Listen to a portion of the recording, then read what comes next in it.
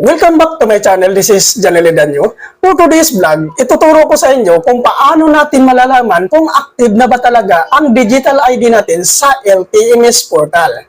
So bago natin ma-access guys yung LTMS portal, so kailangan mo natin gumawa ng account sa LTMS portal. Napakasimple lang naman mag-register guys. Susundan nyo lang din ang vlog ko. Ipipin ko dyan sa comment section para mas madali nyo lang masundan yung pag-register ko sa LTMS portal. So ngayon guys, pag once nakagawa na kayo ng account sa LTMS portal, napakadali na lang natin i-access lahat na transaction natin sa LTO doon na nanggagaling sa LTMS portal. So ngayon, ang vlog ko na ito is ituturo ko sa inyo kung talagang paano natin matingnan or malaman yung yung digital ID natin kung active na. Para guys, punta tayo sa ating video.